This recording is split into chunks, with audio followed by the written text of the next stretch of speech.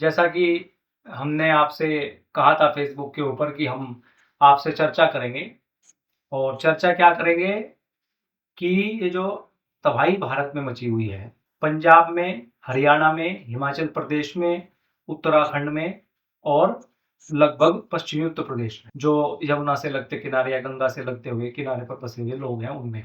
और पंजाब में भारी तबाही का मंजर आप देख रहे हो, हिमाचल में भारी तबाही का मंजर देख रहे हो, उत्तराखंड में भारी तबाही का मंजर हम सब देख रहे हैं। तो इसके पीछे वो तो उस पर चर्चा करने की जरूरत नहीं है। इसके पीछे क्या कारण है? हमने कहा था सभी आप जानते हैं बारिश ज्यादा हो रही है, बादल फट रहे हैं, तो इस पर कयास लगाए जा रहे थे। हार्प टेक्नोलॉजी जो है, highly active auroral research programme, जो अमेरिका ने डेवलप किया हुआ है और बहुत लंबे समय से लगभग 1950s के दौर से ही वो इस पर अपना काम कर रहे हैं, प्रयोग कर रहे हैं। तो वो भी एक बड़ा कारण बताया जा रहा है इसके पीछे कि, और जैसे कि वियतनाम वॉर में अमेरिका ने जो मानसून सीजन था 1967 में, उसको लगभग 45 से 50 दिन बढ़ा दिया था। ये तो 1967 में था और आज तो 2025 के युग में आप जी रहे हो। तो टेक्नोलॉजी से क्या कुछ संभव नहीं है? क्या संभव है? कुछ भी असंभव नहीं है, शायद ऐसा लगता है। और हार्प के ऊपर तो आप जो राज्यसभा में जो अनिल माधव दवे प्रख्यात पर्यावरण मंत्री हैं, उसके ऊपर भी आप उनका बयान, रजिस्टर्ड बयान है, उसकी पीडीएफ मेरे पास भी है, आप भी इसको डाउनलोड कर सकते हैं। उनका जो बयान है उसको भी सुन सकते हैं कि हार्प के ऊपर उन्होंने बयान दिया था कि आइनोस्फीयर में और highly active auroral research frequency से अमेरिका जो है भारत के वातावरण में भी बदलाव कर रहा है। अभी वो जीवित नहीं है वो शख्स, अनिल माधव दवे, की इसी सरकार में केंद्रीय मंत्री थे। 2016 में उनकी डेथ हो गई, वो अचानक मृत पाए गए। दूसरा क्या है कि केमट्रेल है, क्लाउड सीडिंग टेक्निक है। तो वो केमट्रेल के ऊपर दिल्ली सरकार के मंत्री मनजिंदर जी हैं, उन्होंने बयान दे दिया है कि हम 4 से 11 जुलाई में कराएंगे बारिश। तो उसके लिए उन्होंने पर्यावरण से मंजूरी के लिए अपनी फाइल भी दी है। तो ये प्रूफ हो गया है कि केमट्रेल से कराई जा सकती है। आईआईटी कानपुर 2017 में ही ये सिद्ध कर चुकी है कि केमट्रेल से, क्लाउड सीडिंग से बारिश कराने की टेक्नोलॉजी हमारे पास है, भारत के पास है। अभी अमेरिका की बात नहीं हो रही है, आईआईटी कानपुर ये सिद्ध कर दिया। और अभी 3 सितंबर को जयपुर में जो बांध है उसके एरिया में जो है, अभी ड्रोन से शशांक, एक वो कैप्टन था जिसने उड़ाए, उन्होंने वहां बारिश कराई है, कितने एमएम कराई है वो सब डाटा है। और उस पर चर्चा नहीं करेंगे क्योंकि वो सब उस पर बातें हो रही हैं, लोग उसको देख रहे हैं। आप भी नजरें बनाए हुए हैं, जो समझदार लोग हैं, जो वैश्विक व्यवस्था को समझते हैं, नई विश्व व्यवस्था जो आने जा रही है उसको जो समझते हैं, उस पर हम बात आज नहीं करने जा रहे हैं। आज हम जो बात करने जा रहे हैं, इनके अलावा भी बाढ़ का कोई कारण है क्या? हाँ दोस्तों, और ये बड़ा महत्वपूर्ण कारण है। मैं बहुत जल्दी बहुत सटीक जानकारी आपको उपलब्ध कराऊंगा कि बाढ़ का जो कारण है, भाई हार्प से और केमट्रेल से बारिश कराई जा सकती है, बादल को फाड़ा जा सकता है। ये बात बिल्कुल सही है। नेचुरल तरीके से भी बारिश ज्यादा हो सकती है और बादल फट सकते हैं, ये भी बात सही है। और चूंकि ये मानसून सीजन है तो इसमें दोनों ही संभावनाएं हैं कि भाई बाढ़ से भी, उससे भी हो सकता है नेचुरल भी, और टेक्नोलॉजी से भी हो सकता है। लेकिन तीसरा बड़ा कारण क्या है? तीसरा बड़ा कारण है बांध। ये जो बांध भारत में बने हुए हैं, आपने कभी इन पर गौर नहीं किया है, किसी ने भी इन पर शायद गौर नहीं किया है, ये बांध क्यों बने हुए हैं। तो आज हम चर्चा करेंगे। और बाढ़ का सबसे बड़ा कारण बांध है। उदाहरण, आप बिहार की स्थिति देख लीजिए, बिहार सूखाग्रस्त है। इतनी भयंकर बारिश में भी बिहार में आधे जिलों में सूखा है, लेकिन आधे जिलों में बाढ़ की समस्या है। बारिश जब हुई नहीं है तो बाढ़ कैसे आएगी बिहार में? ये अभी स्थिति, आप निकाल लेना डाटा। और पूरे साल की सबसे कम बारिश इस बार वहां होने वाली है, वैज्ञानिक अनुमान लगा रहे हैं। तो वहां की खेती भी प्रभावित होगी, गर्मी भी वहां ज्यादा होगी, और फसल, मानसून चक्र भी, वहां फसल का जो चक्र है वो भी प्रभावित होगा। वो कारण है बाढ़ का बांध, जो पानी का जो जरा आपने रोका हुआ है। तो भारत में बांध कितने हैं, अभी हम इन पर प्रॉफिट चर्चा करेंगे। आप इसको सर्च करना, मैं दोनों पहलू आपके बीच रखूंगा आज कि बांध से क्या क्या फायदे हैं और किन बातों के ऊपर बांध बनाया गया है, उसकी भी हम आपसे चर्चा करेंगे। दूसरा, मैं उसके पॉजिटिव और नेगेटिव दोनों एस्पेक्ट्स की चर्चा करूंगा, और वो कैसे बाढ़ में सहयोगी होता है उस पर भी चर्चा करूंगा। तो चर्चा करते हैं, भारत में बांधों की संख्या कितनी है। भारत में कुल छोटे बड़े मिलाकर के 5700 से ज्यादा बांध है। अब हम सारे बांधों की चर्चा करें तो उचित नहीं होगा, इतनी लंबी वीडियो हो जाएगी और उस पर चर्चा करना ठीक भी नहीं है। हम चर्चा करेंगे बड़े बांधों के ऊपर। बांध का सबसे पहले आप सुन लीजिए काम क्या है, क्या उद्देश्य है बांधों का। वो है, पहला जो उद्देश्य बताया जाता है वो बताया जाता है कि खेती तक सिंचाई का पानी पहुंचाने के लिए बांध की आवश्यकता है। दूसरा उद्देश्य बताया जाता है कि बरसात का जो पानी है, जो नदियों में चला जाता है बह करके और व्यर्थ ना हो जाए, उसको एक जगह बांध बना करके रोक लिया जाए और फिर बरसात जब खत्म हो जाएगी तो नहरों के जरिए पानी को सप्लाई कर दिया जाए खेतों में। दूसरा उसका जो अर्थ है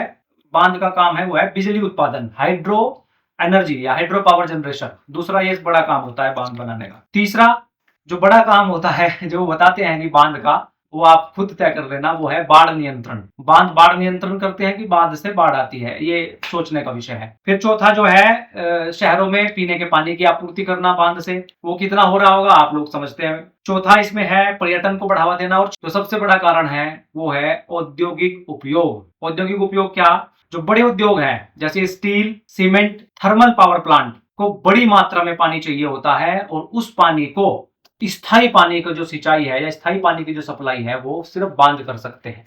तो ये बहुत बड़ा कारण है बांध बनाने का। अब औद्योगिक उपयोग है दोस्तों, तो औद्योगिक उपयोग के लिए बांध बनाए जाते हैं, मैं ऐसा कहता हूं, क्योंकि इतना बड़ा प्रोजेक्ट होता है और वो जनता उसका विरोध करती है, और जनता जब विरोध करती है फिर भी वहां बनाया जाता है, तो वो जनता के फायदे के लिए, जनता का फायदा उसमें कम होता है, दिखाया ज्यादा जाता है। फायदा असलियत में कॉर्पोरेट्स का होता है, क्योंकि नीतियां कॉर्पोरेट्स के लिए बनती हैं और कॉर्पोरेट्स को ही उसकी फायदा होता है, क्योंकि अगर बिजली भी बनाएगा तो कॉर्पोरेट्स को ही फायदा जाएगा, कॉर्पोरेट से बिजली बनाएगा। लेकिन जो बांध बनेगा वो पब्लिक सेक्टर के, जनता के टैक्स के पैसे से बनेगा, जनता की इच्छा के विरुद्ध बनेगा।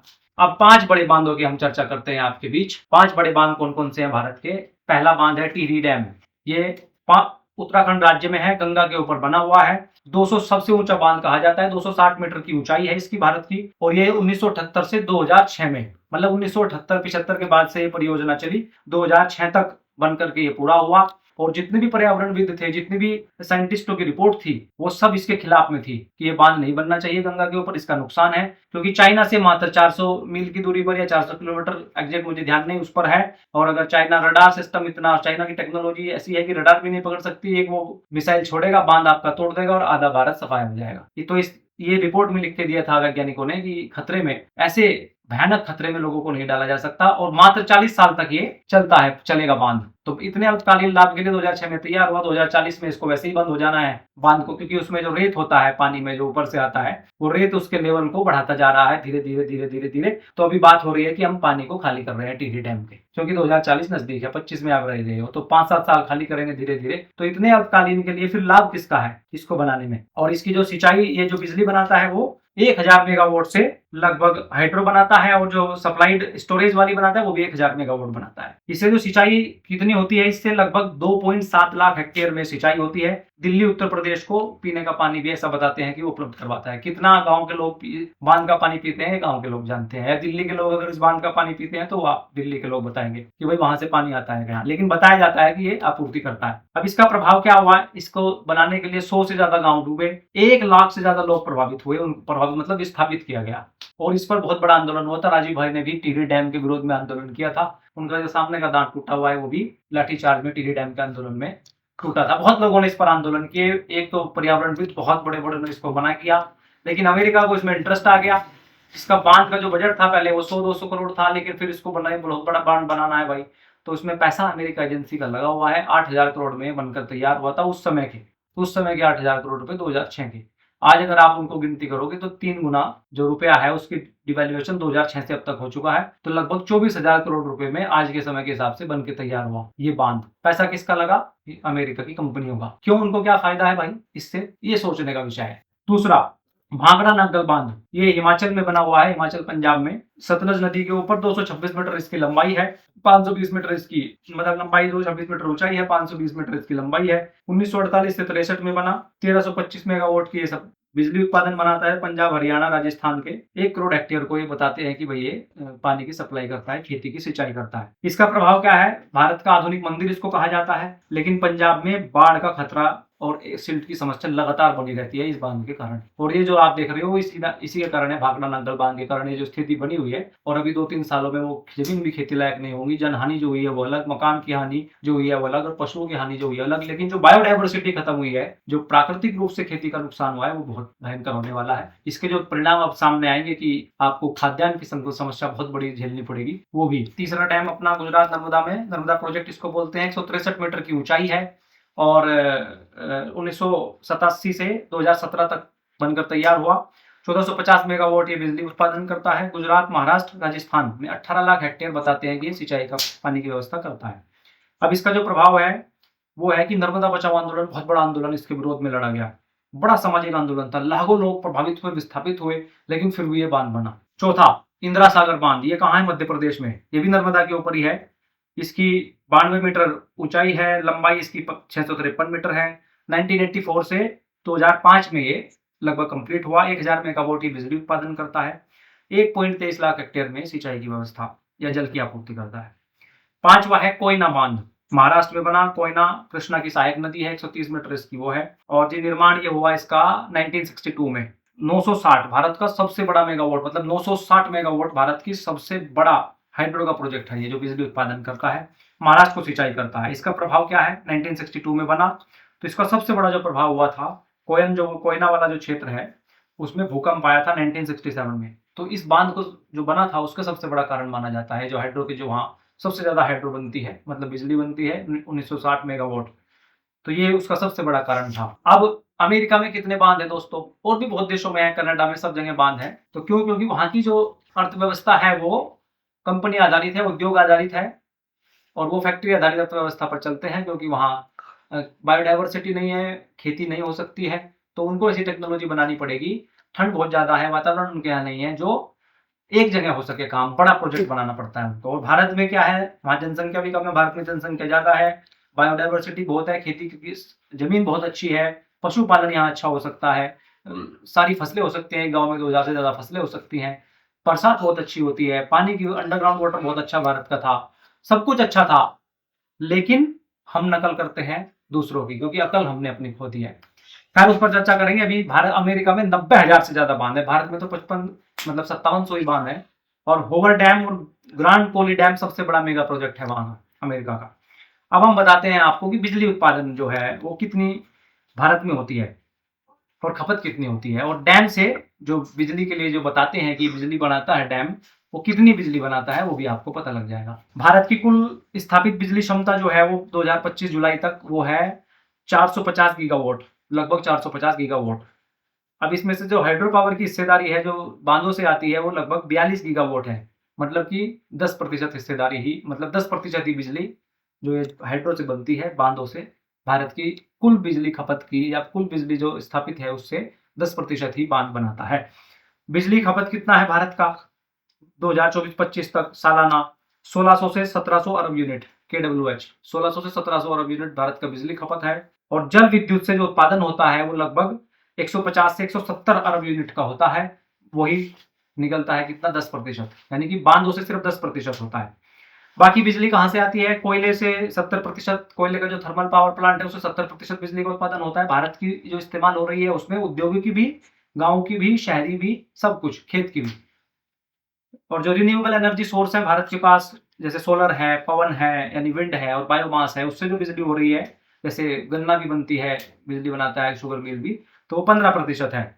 जो न्यूक्लियर एनर्जी भारत बना रहा है, परमाणु से जो ऊर्जा बना रहा है वो 3%, और जल विद्युत से वो मैंने आपको बताया बांध से वो 10%। अब जो बांध बनाने में जो खर्चा आता है, छोटे अगर चेक डैम बनाए जाएं तो वो लगभग 5 करोड़ से ग्रामीण स्तर पर वो 5 करोड़ से 50 करोड़ के बीच में बनेंगे। मध्यम स्तर का जो सिंचाई डैम बना जाए वो 500 करोड़ से लगभग 3000 करोड़ तक बनेगा। और बड़े मल्टीपर्पज डैम जो हैं जैसे नर्मदा, टिहरी, पोलावरम, वो 10,000 करोड़ से 50,000 करोड़ तक। उदाहरण के लिए मैं 2 उदाहरण आपको बता दिया, वो टिहरी का मैंने उदाहरण दे दिया, उस समय के 8,000 करोड़ में बना, भारत का सबसे ऊंचा। आज के समय में वो 24,000 करोड़ के लगभग आएगा।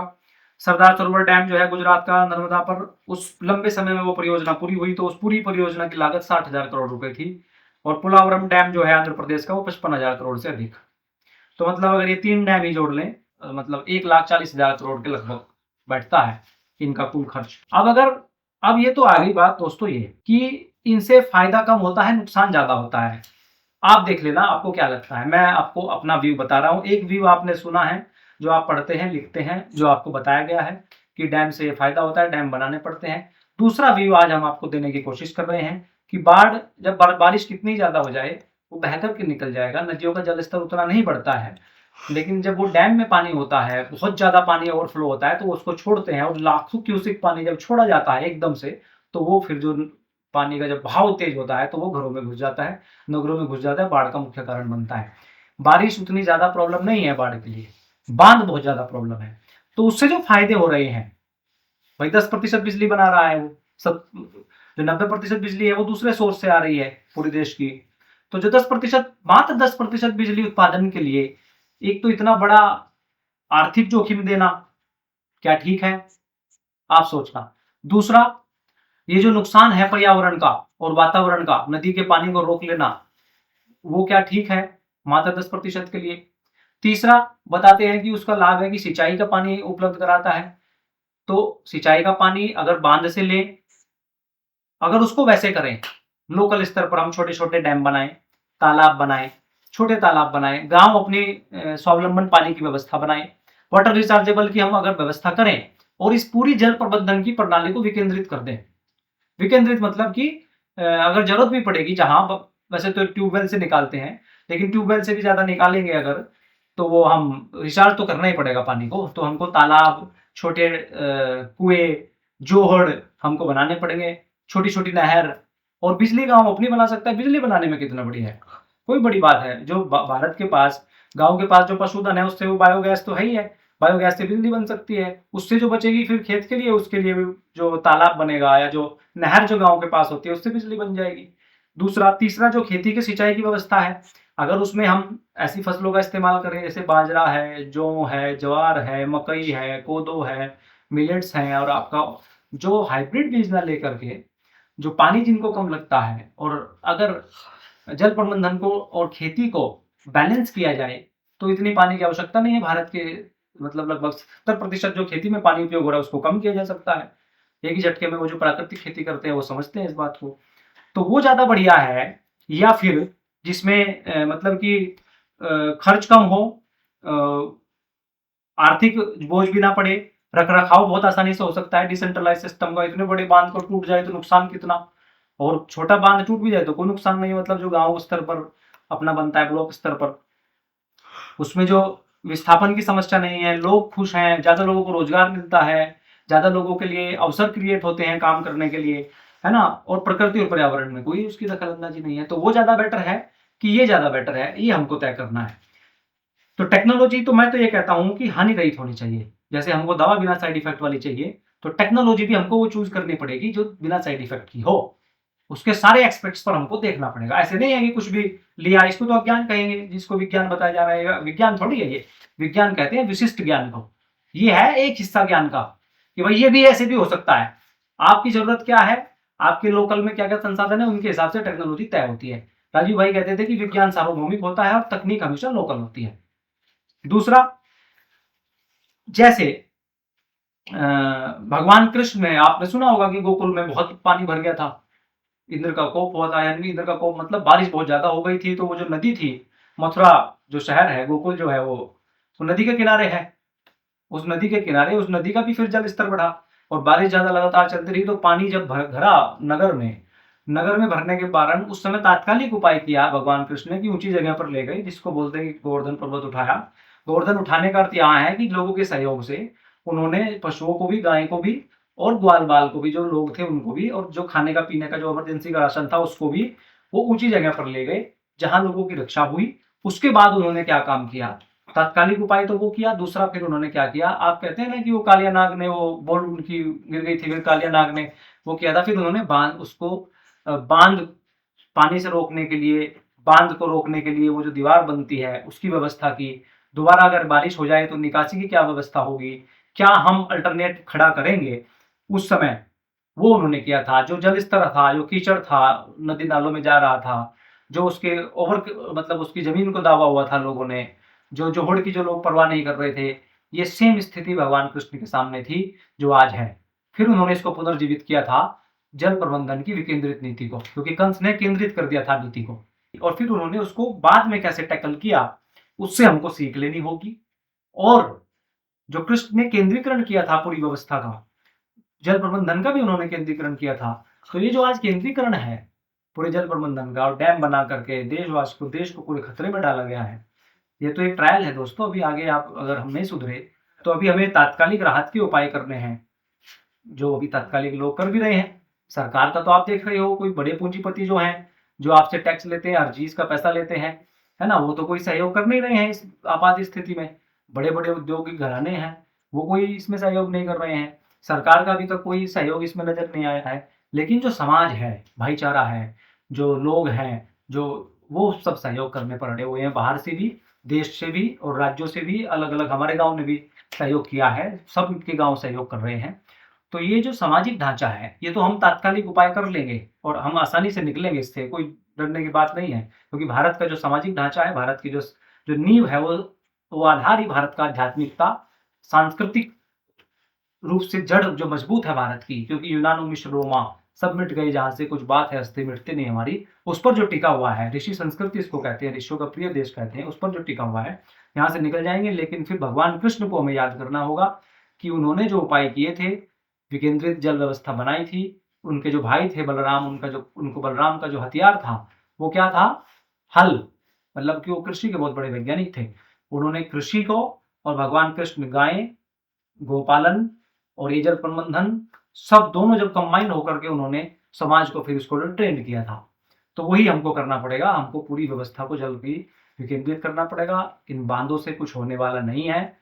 आपको अगर लगता है इनसे कोई भला आपका हो रहा है किसी का, तो उद्योगों का हो रहा है, उद्योगपतियों का हो रहा है। और उद्योगपति, कोरोना में भी आपने देख लिया था, आपको जो कंपनी थी, उन्होंने जो आपको जो लोशन सा था जो हाथ में लगाते थे जिसको, वो भी 500-500 रुपए का दिया। तो आज स्थिति में भी कोई उद्योगपति आगे नहीं आ रहा है, समाज आगे आ रहा है, तो समाज को मिलकर अपनी व्यवस्था बनानी पड़ेगी। उसके लिए ही मैं सचिन, आपका दोस्त, जनता सरकार मोर्चा का एक छोटा सा कार्यकर्ता, आपको ये जानकारी देने के लिए आया। जानकारी आपको अच्छी लगे तो शेयर करना, क्योंकि दूसरों को भी बताना, और फिर हम मिल करके अपनी व्यवस्था बनाएंगे। जो प्रदेश की आत्मा को जगाने के लिए, देश की आत्मा को जगाने के लिए 300 योद्धाओं को तैयार करने की बात है, वो नवंबर में है। उसके लिए करण भाई का नंबर उन्होंने जारी किया हुआ ही है, वो आप उनको मैसेज भेज देना। तो हम मिल करके एक नए भारत का निर्माण करेंगे। हमको ये करना होगा, कोई बाहर से नहीं आएगा। इन्हीं शब्दों के साथ आभार। जय हिंद, जय भारत।